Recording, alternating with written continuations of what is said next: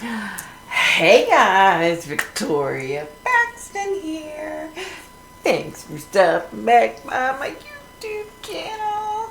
Hey guys, we're going to talk about the Murdaugh family.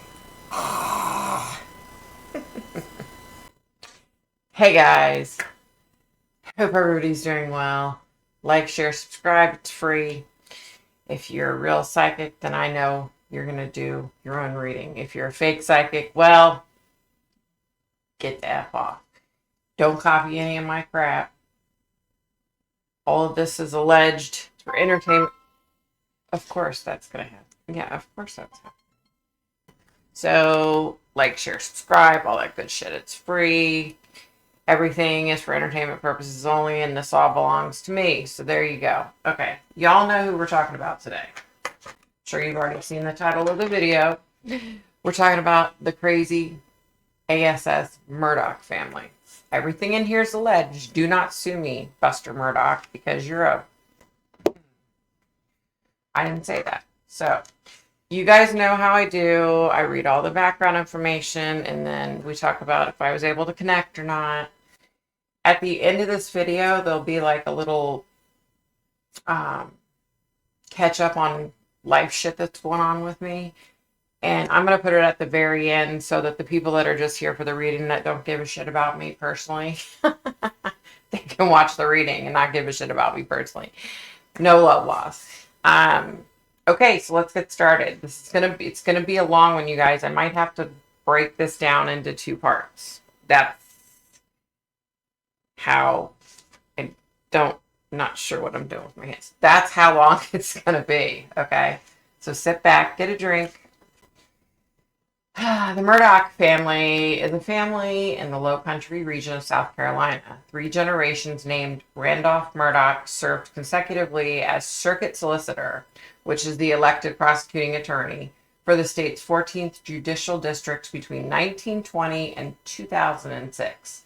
The family status led locals to call the 5-county district Murdaugh Country. Randolph Murdaugh Sr. founded the civil litigation firm that is now the Parker Law Group, LLP, in 1910 in Hampton, South Carolina, which now specializes in personal injury litigation. Say that 5 times fast. Okay, here we go. So Richard, Alec, Murdaugh, and other members of the Murdaugh family have been the subject of investigations involving murder, wrongful death, corruption, fraud, witness intimidation, theft, and drug and alcohol-related charges. In 2019, Alec's son, Paul Murdaugh, was charged with 3 felony counts relating to a fatal boating accident with later allegations of special treatment. In June of 2021, Alec Murdaugh shot and killed his wife Maggie and their son Paul on the grounds of Moselle, the Murdaugh's hunting estate. Alec was subsequently charged with their murders. Alec was also accused of embezzlement from his law firm and resigned in September of 2021. Yes, I can speak. After being incarcerated since October of 21, Murdaugh's murder trial began in January of 2023 and ended in March of 2023, with Murdaugh being found guilty of murdering his wife and son and sentenced to 2 consecutive life sentences in prison without the possibility of parole. The Netflix series Murdaugh Murders, A Southern Scandal was released in 2023. As of September 2023, Alec Murdaugh faced a total of 102 grand jury criminal charges and 19 indictments relating to financial fraud and drugs. There were 3 charges from the Hampton County Grand Jury and 99 from the state grand jury. He is also a defendant in 3 separate lawsuits. He has been disbarred, has had his assets seized, and is currently incarcerated for 2 consecutive life sentences for the murders of his wife and son. Okay. So, yeah. Okay. You guys ready? Buckle up. It's about to get bumpy. I don't know what I'm doing with my hands today, you guys. I'm sorry. On July 8th of 2015, Stephen Smith, a 19-year-old nursing student at Orangeburg Calhoun Technical College, was found dead from blunt force trauma on a rural road in Hampton County, and the case was ruled a hit and run with no suspects arrested. Smith was openly gay and a high school classmate of Alex Murdaugh's oldest son, Buster. Witnesses interviewed as part of the original investigation repeatedly implicated Buster as having been involved in a relationship with Smith, but the case went cold. According to the Greenville News, rumors hinting at a cover-up and the possible involvement of one or more members of the Murdaugh family began circulating around the Hampton County area soon after Smith's death. And according to the Beaumont County Island Packet, the case reeked of inside interference, close quote. In June of 2021, South Carolina Law Enforcement Division, SLED for short, reopened the investigation into Smith's death based on evidence found while investigating the deaths of Alec Murdaugh's wife and son, which has also occurred in June of 2021, for which Alec was charged with murder. On March 22, 2023, SLED announced Smith's death was a murder and not a highway accident. No charges or indictments have been issued relating to Smith's killing as of September of 2023. Buster Murdaugh released a statement to the press denying his involvement, in which he said that, quote, "These blameless rumors of my involvement with Stephen and his death are false," close quote. Of course, he's going to say that because he's a POS. The apple doesn't fall far from the frickin' tree, y'all. Remember that. Okay, on February 2nd of 2018, the Murdaugh's longtime housekeeper, Gloria Satterfield, suffered a severe head injury when she fell down the front steps at the family's Moselle estate and died on February 26th of 2018 of complications, including a stroke. It has been reported as a trip and fall accident, but no coroner was notified, no autopsy was performed, and the death certificate incongruously said it was, quote, natural causes. Close quote, sorry. A coroner testified that describing her death on the death certificate as natural was improper. You think? Satterfield's two sons were awarded an insurance settlement for the accidental and/or natural death, but by 2021, they had not received any money. According to multiple indictments, Alex Murdaugh, Chad Westendorf, and attorney Corey Fleming conspired to steal the Satterfield's $4.3 million insurance policy settlement. Really? The scam works by diverting the insurance payout to Alec's bank account, then not notifying the Satterfields that the insurance settlement had occurred. It involved forgery, Murdaugh's law firm PMPEB, and Palmetto State Bank. The Satterfield sons, represented by malpractice attorney Eric Bland, were ultimately able to recover more than $6.5 million during subsequent lawsuits. On September 15th of 2021, authorities announced they opened a criminal investigation into Satterfield's 2018 death. In June of 2022, authorities received permission to exhume Satterfield's body to continue investigating her death. Okay.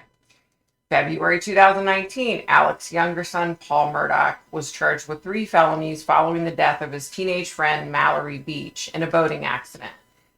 Paul's blood alcohol content was 0.286, over 3 times the legal limit for operating a motor vehicle. Though at the time of the accident, Paul was underage and the legal limit did not apply, yet despite being the driver of the boat that slammed into a bridge, Paul was not given a field sobriety test. He was not taken to jail for booking, nor was he ever handcuffed. This led to the speculation that he had received special treatment owing to his family connections. The judge denied a prosecutorial request that he wear an alcohol monitor. Why would he deny that? Ugh. In court documents, Beach's family implicated Alec and Buster in providing alcohol to the then underage Paul. As of September 2021, SLED was investigating allegations that police may have been pressured not to charge Paul. The family of Connor Cook, another of the teens aboard the boat during the accident, filed a lawsuit claiming Alec had encouraged the Cook family to retain a longtime lawyer friend of Alec's, Corey Fleming, in order to orchestrate the protection of Paul. The Beach wrongful death case began the unraveling of Alec Murdaugh's criminal enterprise by exposing financial information that led to an inquiry into Murdaugh's alleged financial wrongdoing. In the days before the killing of his wife and son on June 7th, 2021, a judge had scheduled a hearing for June 10th, 2021 to consider a motion to compel Murdaugh to turn over his financial information. Likewise, his wife Maggie had arranged for a forensic accountant to review the family's finances. The Murdaugh family, including Alec, are defendants in a wrongful death lawsuit filed in March of 2019 and scheduled for trial in 2023. The lawsuit accuses the Murdaugh family of enabling Paul Murdaugh's underage drinking. Malory Beach died in a boating accident involving a boat owned by Alec that Paul was driving while he was extremely intoxicated. On September 3rd of 2021, Alec resigned from PMPED after the firm confronted him over his years of suspected embezzlement. According to the New York Times, the amount involved was in the millions. Plural, millions, with an S on the end, y'all.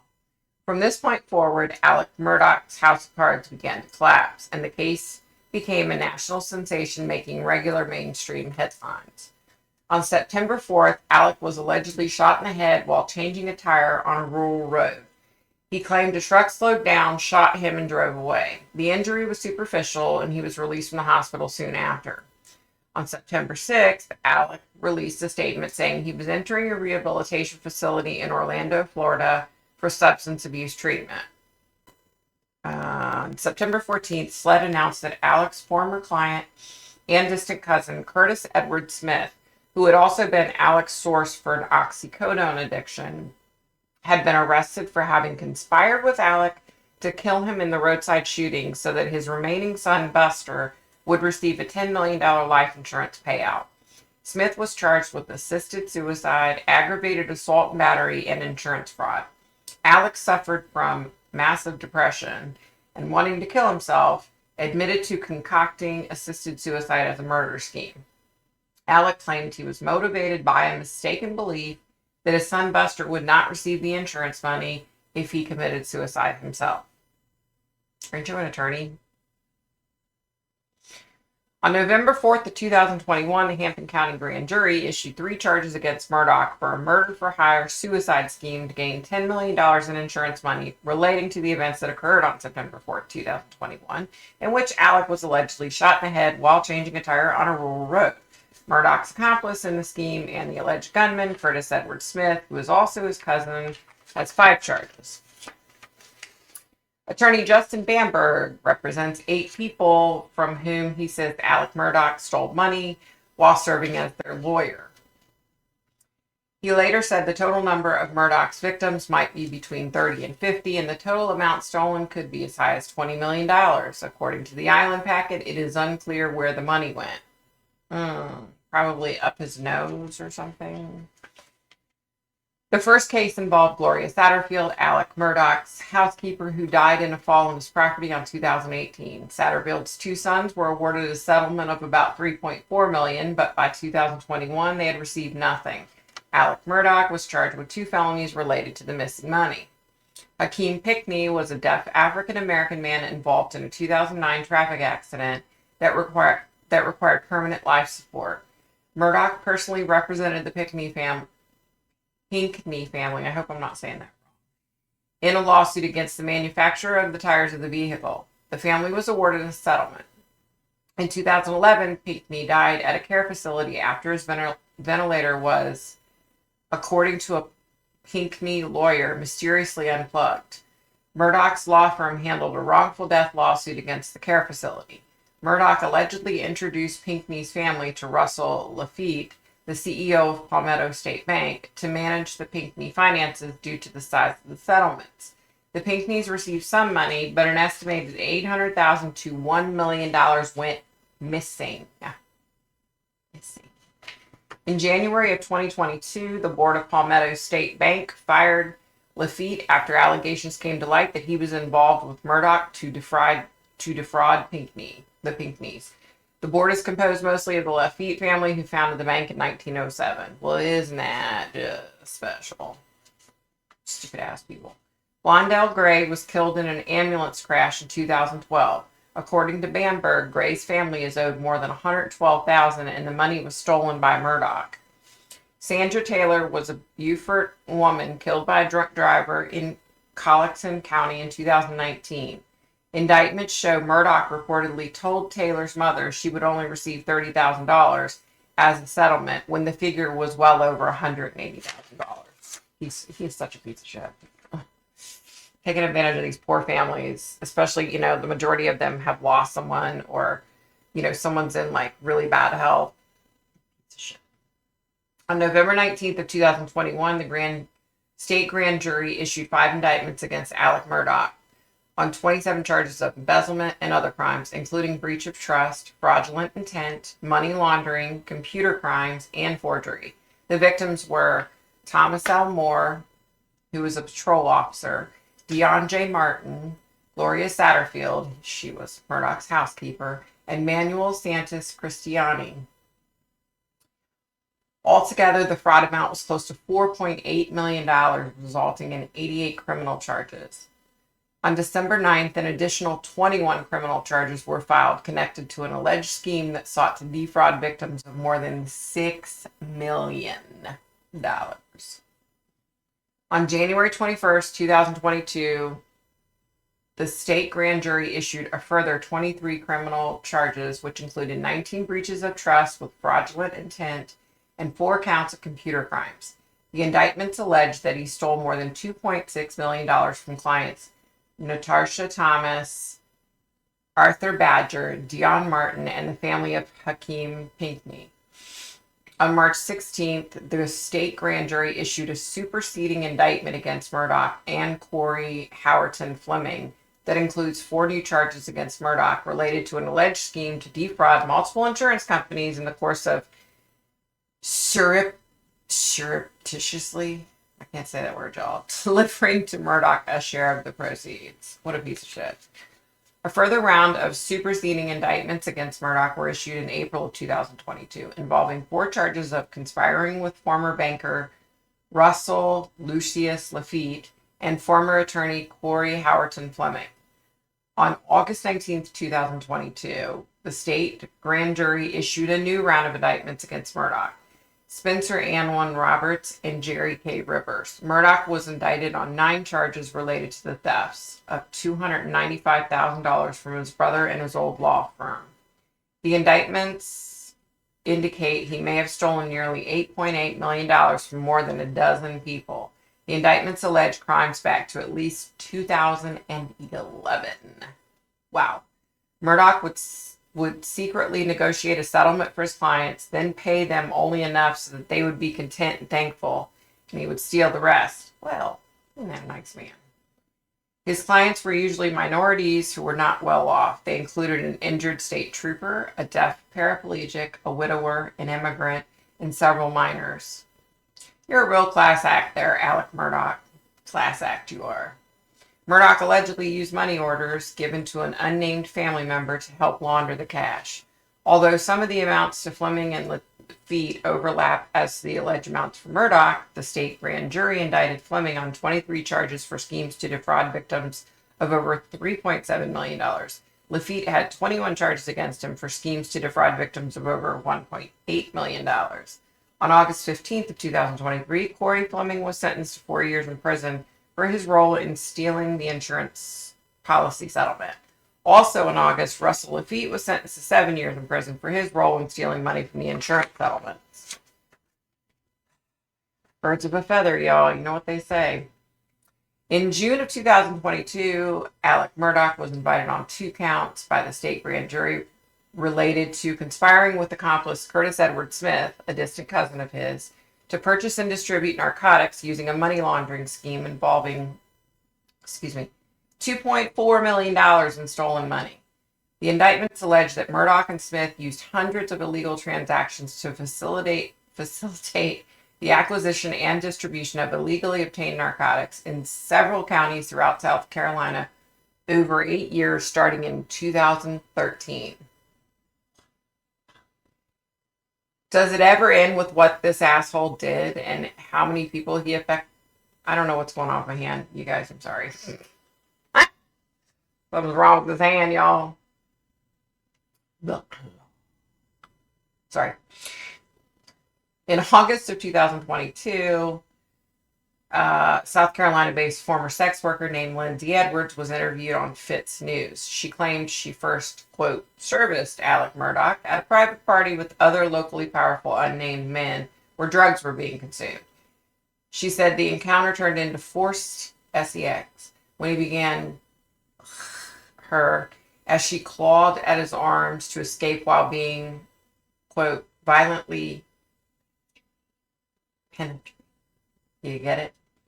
Close quote. Edwards said normally such an encounter would be handled by her Madame's bouncer, but the Madame chose not to intervene because the Madame had an exchange of services agreement with Murdaugh.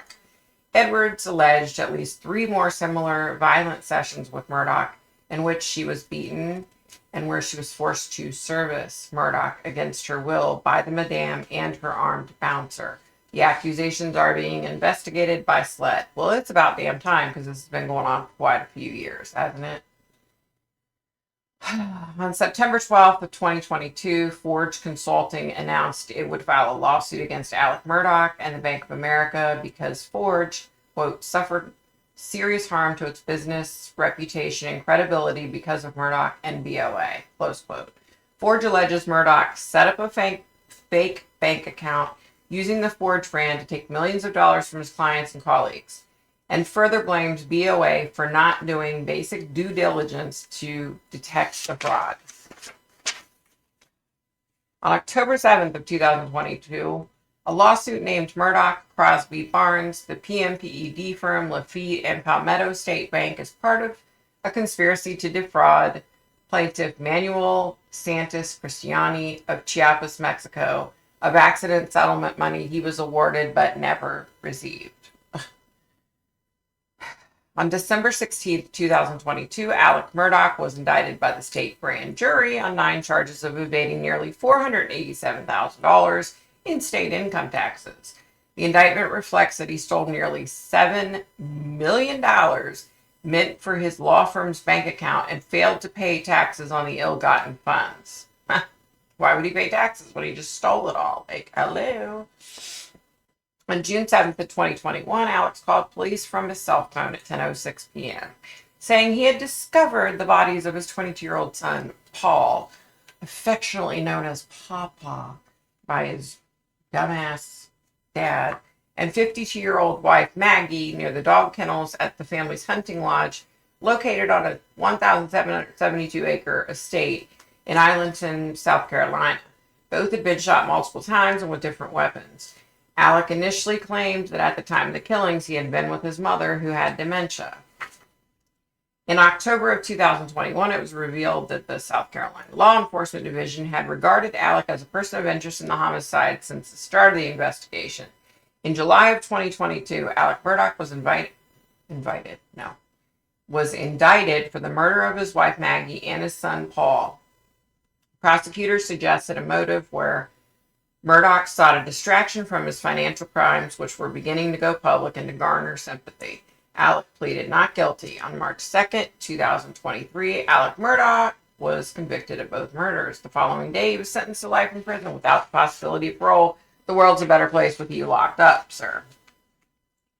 In September 2021, Murdaugh gave broad powers of attorney to his son Buster, including the power to sell and dispose of his assets, which Buster proceeded to do. The Moselle property that was the scene of the murders of Maggie and Paul was rebranded as Cross Swamp Farm. Oh yeah, that's much better. And listed for sale with an asking price of $3.9 million. And the Edisto Beach house was placed on the market for $920,000. On November 1st, a judge ordered the Murdaugh assets to be frozen, as he should. Buster should not be walking around with millions of dollars of stolen people's money. Buster and Alex sought to overturn it, saying they had no money to pay for food, medical, insurance, and utilities. Figure it out, dude. You're a grown man. Murdaugh's assets were placed into a receivership created because evidence suggested the Murdaugh family was moving and hiding money from potential creditors, including multiple plaintiffs. You think? The Murdaugh family and attorneys have been trying to unwind the receivership in civil court. On October 14th, 2021, concurrent with his release from the drug rehabilitation facility in Orlando, because of course they didn't have any rehabilitation places in South Carolina. He had to go to Orlando, Florida. Of course he did. Hello. Murdaugh was taken into custody by SLED on 2 felony counts of obtaining property by false pretenses related to the Satterfield case. Gloria, their housekeeper. Murdaugh has been given a $7 million bail on the fraud charges, which he could not pay and remained in prison. After being charged with the murder of his wife and son, Murdaugh was denied bail entirely. Murdaugh has been held in custody at Alvin Glen Detention Center. Yeah, that all doesn't really matter because he's been found guilty. Okay, on March 3rd, 2023, when he was sentenced to life in prison for the murder of his wife and son, Murdaugh was taken to the Kirkland Correctional Institution in northwestern Columbia, South Carolina, where he was evaluated for about 45 days to determine which maximum security prison he would be sent to. July 12th, 2022, the South Carolina Supreme Court issued an official order disbarring Murdaugh from the practice of law in South Carolina. It was based on Murdaugh's admitted reprehensible misconduct. Murdaugh was allowed to contest the disbarment, but he did not. Mouthful, y'all. That was a freaking mouthful, okay? Everybody sip, take a drink.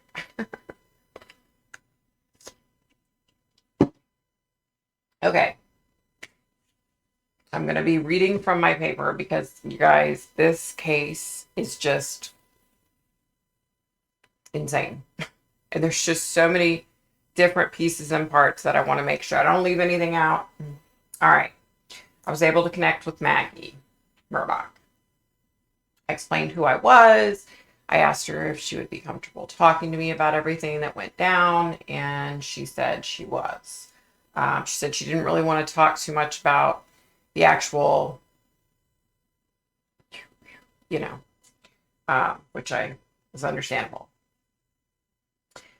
She went on to say that she was so far from perfect and that she begged for forgiveness for many things that she had done wrong in her life, many things that she had seen and overlooked intentionally, etc., etc.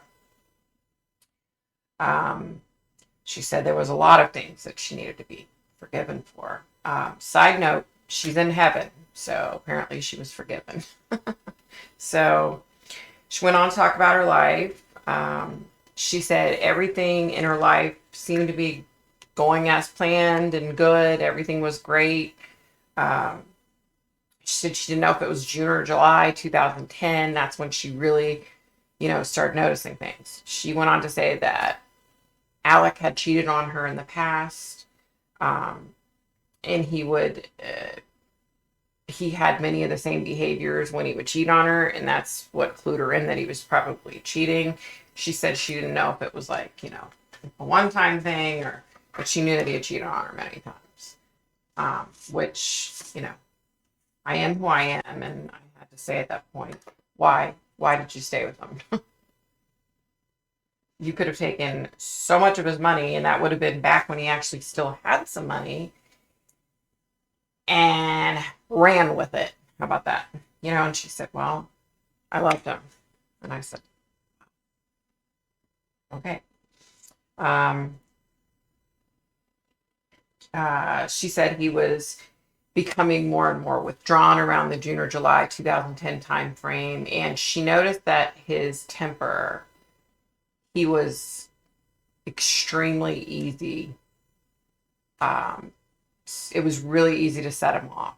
The boys set him off. The dogs set him off. She set him off. She said she started noticing this spiral that he was just pissed all the time about something, right?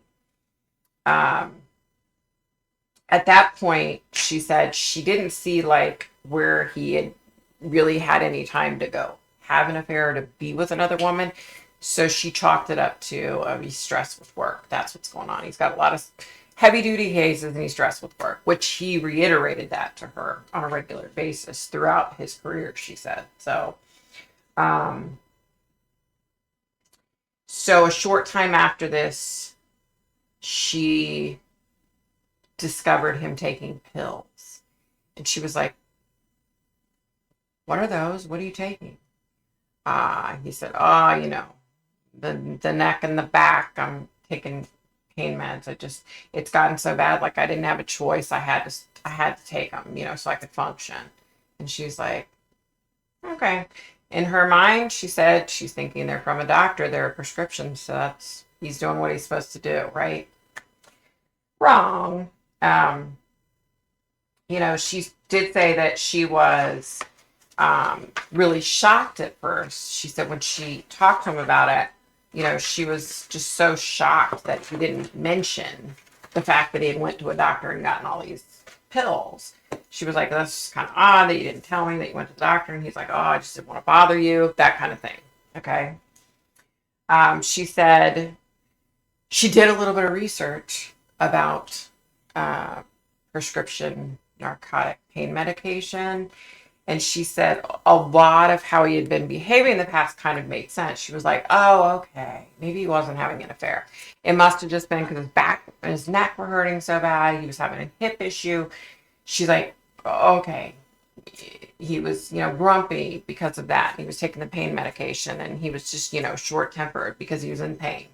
So in her mind, she said, just like she always did for him and for their boys, she was able to justify his behavior.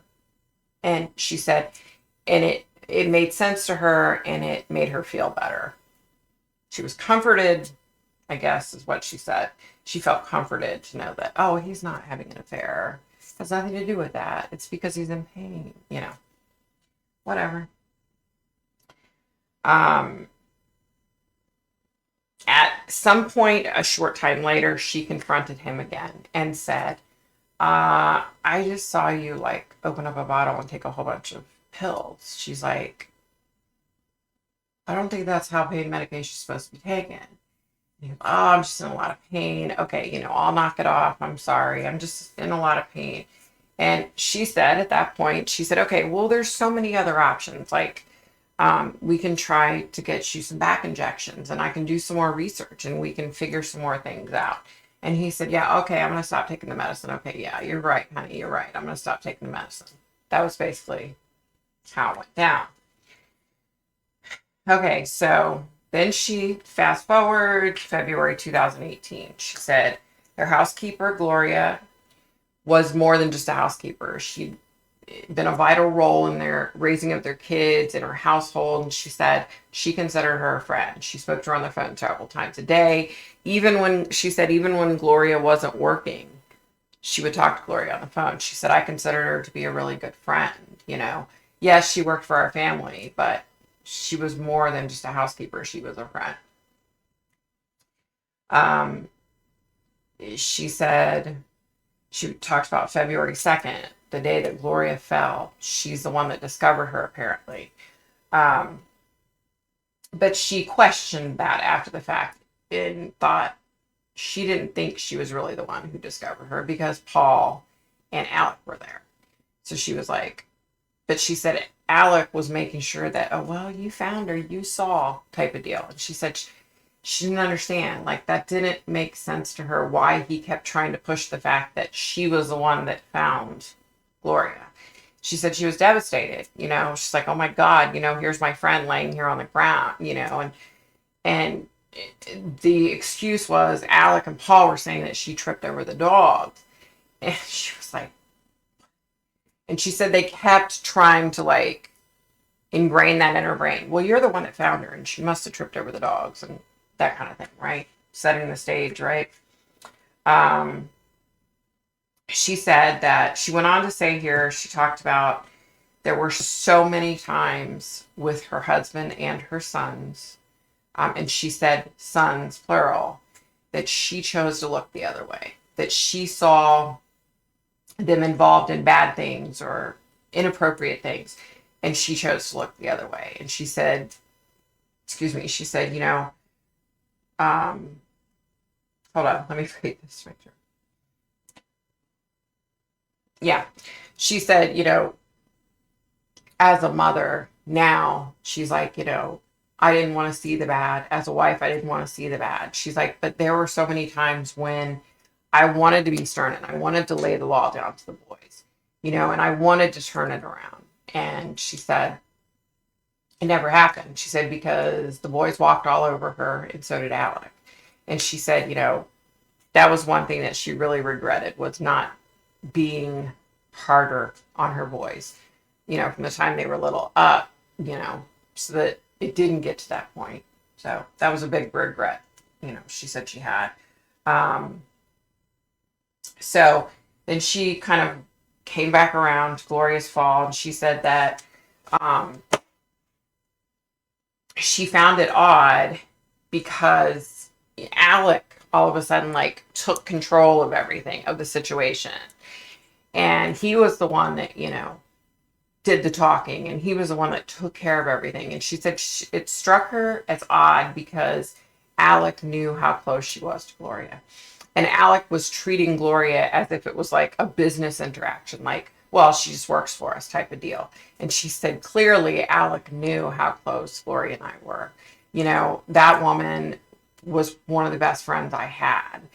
And she said she found it odd. She said the other thing she found odd was that she would walk into a room right after this happened, for, days after it happened.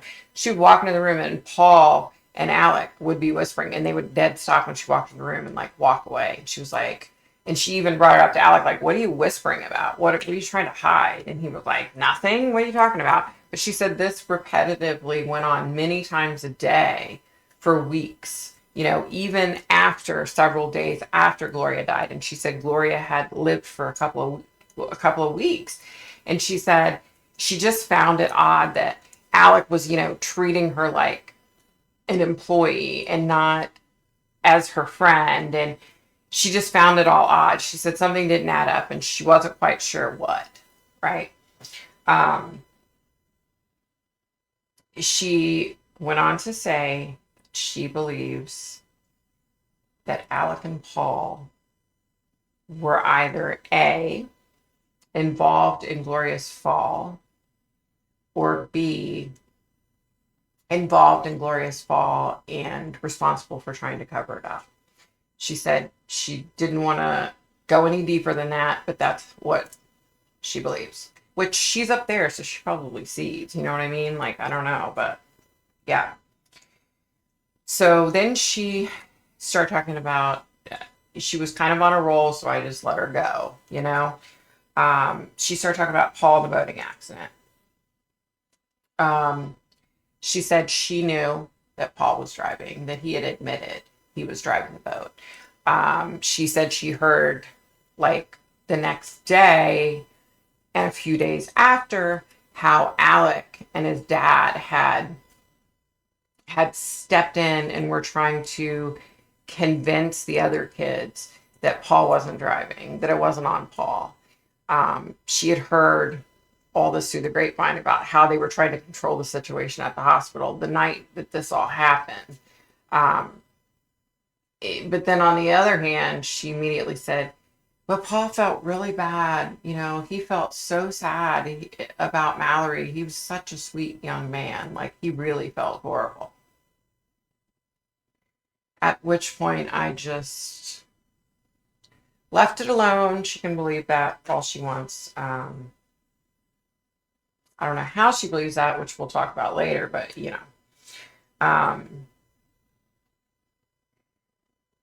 yeah, she talks again about, Paul was driving. I know that he's responsible. She's like, but of course, as a mom, you don't want to see that. You don't want to see the bad stuff. And I said, well, let me interject, because at this point I was like, when she was like, oh, Paul's such a sweet boy. He was so sad. And I interjected because at first I didn't say anything. And then after she kept talking about it, I had to interject. And I said, yeah, we don't want to see the bad shit that our kids do. That's for sure. I know, because I lived through it with my son and his drug addiction. And no, I didn't want to hear all the horrible shit that he did to people. No, I didn't want to hear all that or believe that. But the bottom line is my son did that stuff. And he has been taking accountability for it for 10 years. You know what I mean? He's turned his life around. Whereas her son, Paul, never got to that point. And her son, Buster, I doubt, is at that point even today, y'all. Allegedly, that's My beliefs, you guys. My beliefs. Um, She said she didn't remember any one thing that pushed her husband over the edge, but she does remember at some point going, okay, let me make sure I got this right. Okay, so she went into the bank one day. She would periodically go in, get money, do whatever. She went into the bank one day and she noticed, they asked her if she wanted to see her balance. And she said, yeah. And she gets the balance and she's like, is this right? And they're like, yeah, large sum of money, like huge sum of money. She goes home. Alec comes home that night. She says to him, let me show you what I got from the bank. This is what our balance is. And he's like, oh, it must be some kind of mistake. I'll look into it and take care of it. That's got to be a mistake. We don't have that much money in there. Yeah. So it was several days later. She went back to the bank and that money was gone. She asked for the balance and the balance was back to where she thought it should have been and the money was gone. Poof. So she said, oh, maybe it was just a mistake. Yeah. She said Alec's behavior had become really erratic at this point, and she suspected he was back on pain medication again, okay? She said at this point, she was trying her best to figure out her life. She said because she knew she couldn't keep living with his behavior and the way things were headed. And so she said, I need to start figuring stuff out for myself, which she did. She said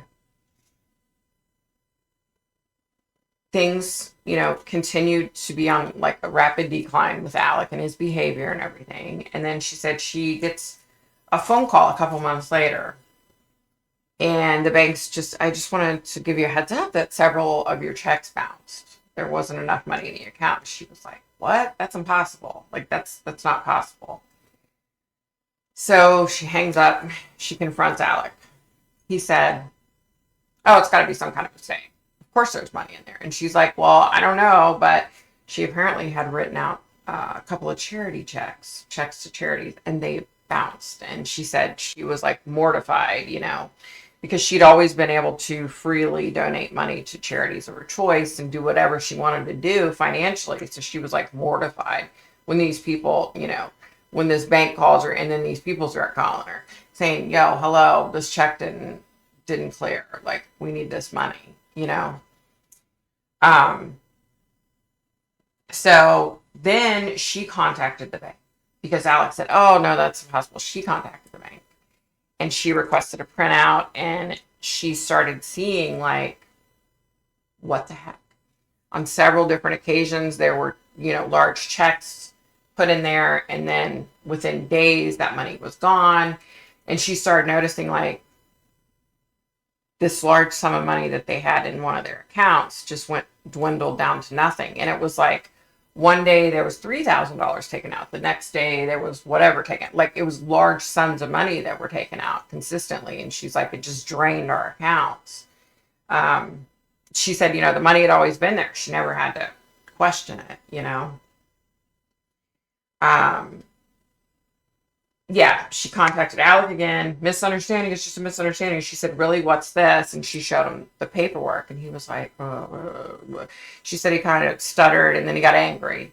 And he threw the paperwork down and walked away. Yeah. She said she wasn't comfortable with Alec, with his behavior, with money, with the present situation.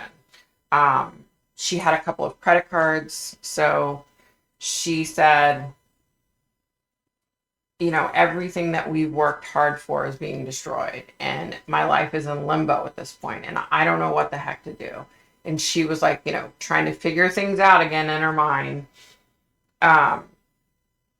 She talked again about how much she loved Alec and how much she loved Paul and Buster. But she said she just couldn't deal with it anymore. She said it was just major chaos. They were fighting all the time. If Alec and her weren't arguing or fighting, he was going off on the boys. The boys were going off on him. The boys were going off on her. She's like, it had just become a chaotic situation. And she said, I couldn't handle having my life be a chaotic situation. Okay, so I asked her if she thought anyone in her family was responsible for 19-year-old Stephen Smith's death. And it was kind of odd because we all know, or you should know, when we're in heaven, we can see everything. We can see it all. We know it all, right? And I knew she would know the answer. And she said, I don't really want to talk about that. That's something that you need to talk to Buster and possibly Paul about. And at that point I said, well, is Paul there with you? Do you get to see him? And she said, no, I don't. He's not here. So apparently he never made it up there. He never asked for forgiveness or anything and never made it up there, apparently. So I asked her if she would be willing to talk about that last day prior to her death. She said she would say what she could. She said it was a normal day. She was at like the beach house. Alec called her and asked, Alec called her and said that his dad's health was declining fast and he wanted Maggie to come with him so they could say their goodbyes to his dad. He said, I want you to come over here to the house. And Maggie said, well, I'll just meet you over there. What time? I'll just meet you. He was like, no. Come over here. Let's just, we can get our housekeeper to make dinner. Come over. The three of us can eat dinner as a family and then go. And Maggie said something wasn't right. She said she had a feeling in her gut. The hair on the back of her neck was standing up and something wasn't right and she knew it. Now, she did say, never in a million years would I ever suspect that he was capable of murdering another human being. She did say that. But she said, I should have listened to my gut and I didn't. And I went to the house. We ate dinner. Alec and I were going to go say our goodbyes to his father. And Paul needed to go to the kennels to take care of his friend's dog. And the dogs needed to be taken care of. So Alec said he was going to do some work and then he would meet them back at the kennels and then him and Maggie could go to his dad's house, right? So Maggie and Paul are taking care of the dogs and she said, we're just laughing, joking, talking. She was inside a kennel. He was outside and she heard Alec's voice. So she knew Alec was there. She didn't think anything of it, of course. And she said then she heard gunshots. And she walked out and saw her son laying there. And she ran. She said, she ran. And that's the last thing she remembers. And she woke up where she is. And she said, it's hard for me to get the vision of my son laying there the way I don't want to get too graphic, but the things that she was saying about her son's body, like it was really graphic. And she said, it's really hard to get that out of your memory, yeah. So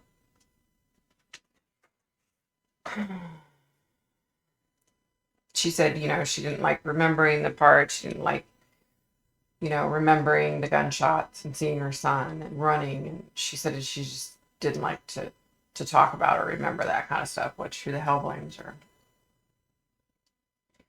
I asked her if she ever checked in on Buster. She said yes, she's checked in on him many times.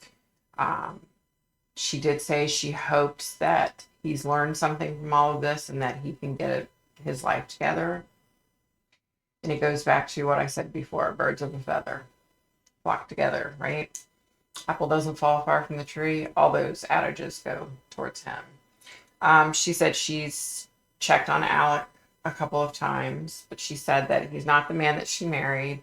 And it's just sad to her and pathetic. And she's probably not going to be checking in on him anymore. And I said, you realize he has court coming back up again. And she was like, I don't think the outcome's going to be any different than what it's already been. So there you go. I asked her if she knows why her and Paul were killed. She said maybe he killed Paul because he thought he was going to be found guilty and he was going to serve time in prison for the boating accident and the murder of Malory. And so maybe that's why. I said, why would he kill you? And she said, I don't know. That remains to be seen. I don't know. I asked her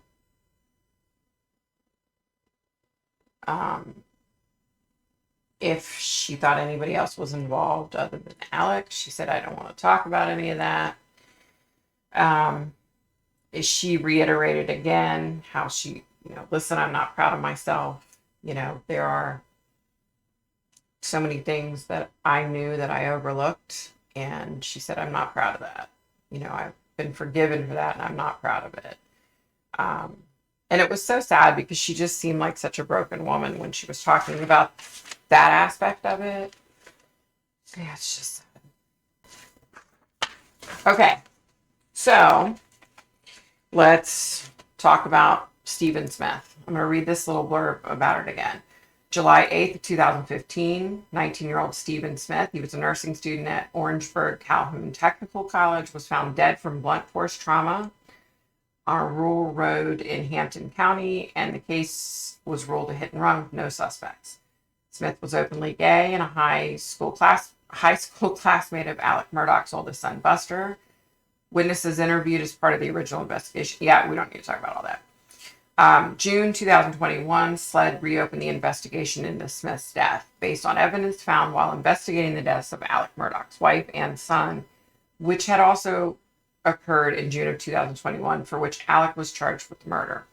So on March 22nd, 2023, SLED announced Stephen's death was a murder and not a highway accident. No charges or indictments have been issued relating to that. Okay, so let me just start by saying I had a dream. In my dream, so keep in mind, when I have these dreams, a lot of the time, sometimes I can see color, but a lot of the time it's black and white, right? I don't know why that is.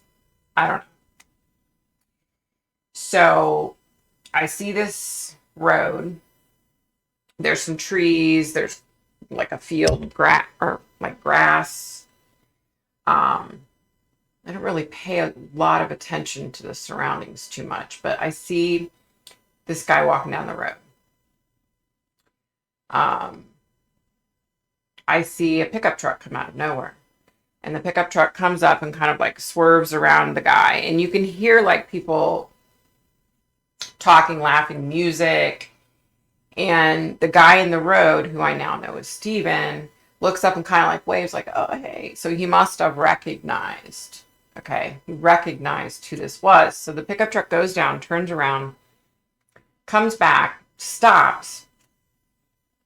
I see a guy get out of the truck, walk to the back where the bed part starts, grab something out of there, gets back in the truck, and then he whips around, comes back, and when he's coming back, passenger side, something comes out of the window, and you see Stephen wave, and then he gets hit and goes down, and you hear the music and the laughing, and they take off.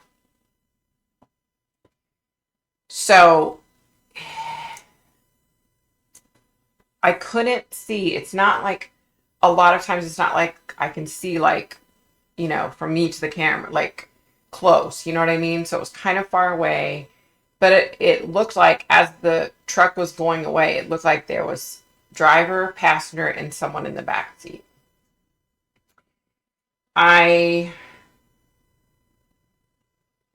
It's my opinion, you guys. I believe it was I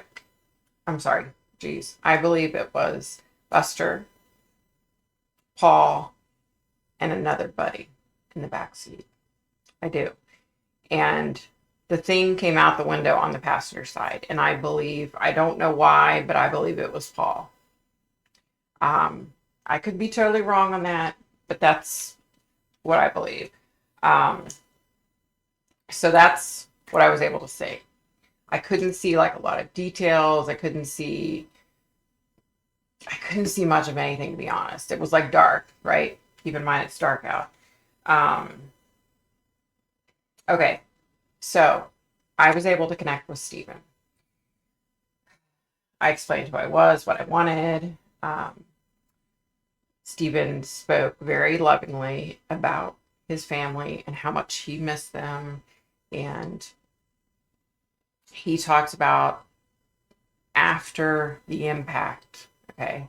So I'm guessing when he was hit, he said he fell. He remembers excruciating pain. He fell. And he said it was a very short time later that he was gone.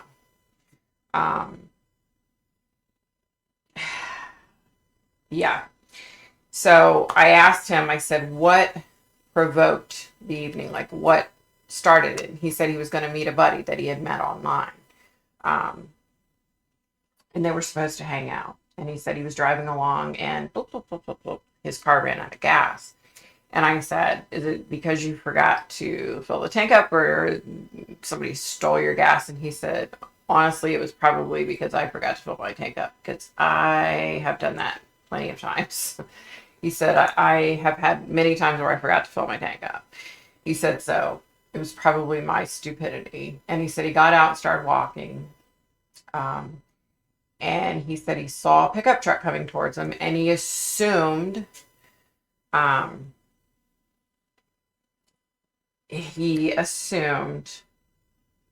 this is what he said, you guys, this is allegedly, this is my opinion, but he assumed that it was Buster. And Paul. He said he couldn't be sure, but he thought there was a third person, and he couldn't be sure who it was. He has his suspicions, but he couldn't be sure.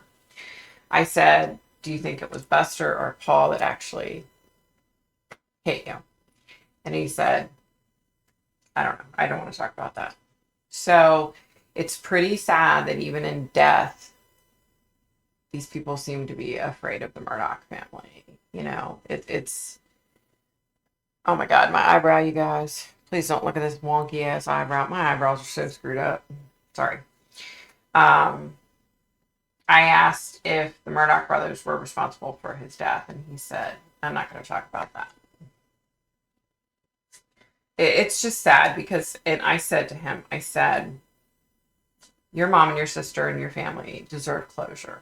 You know, they deserve justice. You deserve justice. And he said, he agreed, but that he didn't know if that was ever going to happen.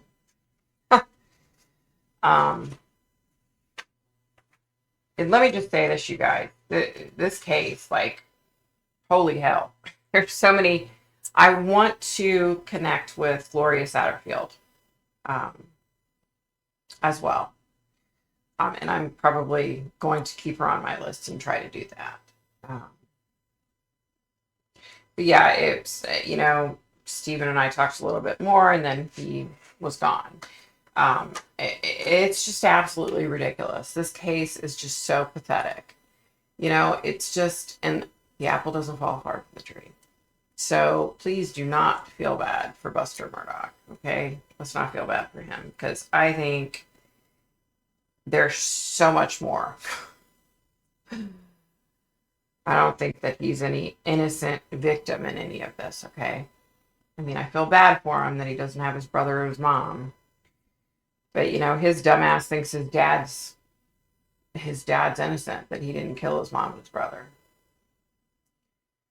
I guess he has to think that way because that's his dad. And that's all he has left. I don't know. But I wanted to give you a couple of channel updates. I got my flu shot. Vomiting last night. Feeling like horrible. Got a phone call. One of my dearest cousins, Kimmy, that I have been close to through the years. He was stationed out here in the Marine Corps, and I would go pick him up on Friday night when I was married to my ex-husband, and he would hang out Um, and we would watch movies and laugh. And my ex would go to sleep because, he got up to crack of dawn. He was always tired. So Timmy and I would just laugh and just have a grand old time. Like, he was just such a cool dude. He is a cool dude. Unfortunately, he was in an accident many years ago and is paralyzed from his waist down. And he now has a bad infection and his kidneys have started failing. So it's not looking real good for him at this point. So if you could keep him in your thoughts and prayers, that would be awesome. He's a good guy. He's made a lot of dumb mistakes in his life, but he's a good guy.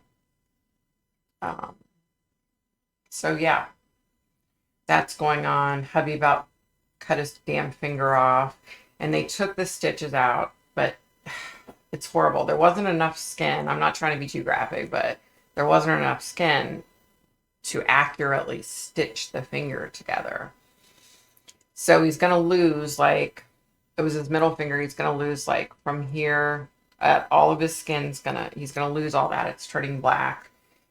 And the thing is they took the stitches out and he's supposed to not cover it. But the problem is it's bleeding and he's having to work. So he's having to type on the computer, So we're having to cover it. And I don't know if that's hampering it more or not, probably is. Who knows? But yeah, I mean, the poor guy's in pain. Like, it's hurting, because it's the nerve endings and all that. I think it's starting to heal. And so he's in a lot of pain. So we're dealing with that, and I'm having like horrible reactions to this flu shot like I do every flipping year.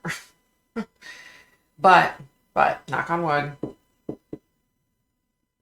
since I've been getting the flu shot all these years, I used to get horrible, like I'd get the flu with strep throat and ear infections, and I haven't gotten any of that shit since I've been getting the flu shot every year. So I guess you take the good with the bad. So we just have a lot going on, and I apologize for not getting this out sooner.